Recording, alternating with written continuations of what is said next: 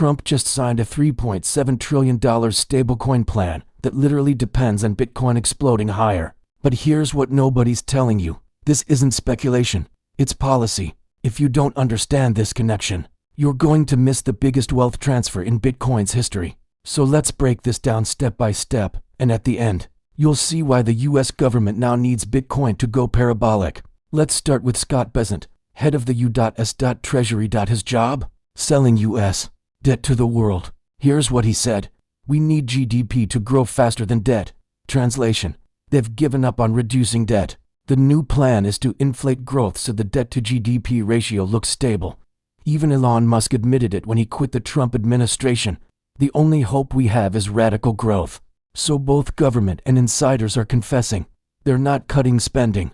They're not reducing deficits. They're going to inflate their way out. Here's the math. US debt is skyrocketing toward 100% of GDP. The Bank of International Settlements, the central bank of central banks, warned governments have a narrow window to fix this before a debt spiral triggers unstoppable inflation. And guess what? The market already knows. Gold is ripping. US treasuries are being treated like emerging market junk. And Bitcoin? It's tracking the same flight from debt trend, but with 8x more sensitivity. That's why Bitcoin isn't just speculation anymore. It's becoming the escape valve for this crisis. Here's the sneaky part. Trump's new Genius Act looks like a boring stablecoin bill. But under the hood, it unlocks $3.5 trillion of sterilized bank reserves. Those reserves were never supposed to hit the real economy. But with stablecoins, they can be transformed into digital cash that floods into circulation. Scott Bessent himself posted that stablecoins could grow into a $3.7 trillion market by 2030. Notice the number. That's not coincidence. It's the exact amount of sterilized reserves just sitting there, waiting to be weaponized. This bypasses the Fed, bypasses Powell, and puts control directly in Treasury's hands. That's not speculation. That's policy. Here's the catch. $3.7 trillion entering the system is insanely inflationary. Food, housing, gas, everything would skyrocket. Musk said it bluntly. Without a radical productivity boost, inflation will crush America. But robotics and automation are still 4 to 5 years away. So what's the short-term fix?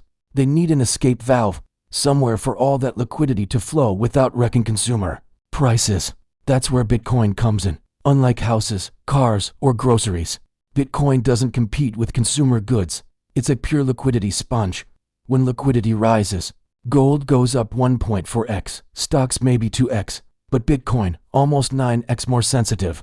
If Bitcoin soaks up even a fraction of this $3.7 trillion release, it won't just hit 6 figures. It could realistically overshoot into $500,000 territory. And here's the kicker.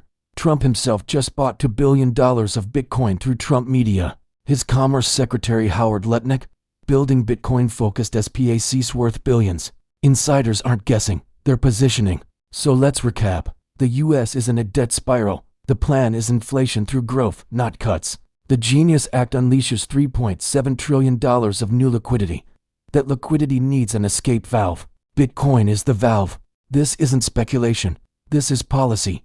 So the question isn't if Bitcoin explodes higher. It's just how high and how fast. If you found this breakdown valuable, smash that like button, share this with a friend, and subscribe for more insider-level crypto analysis.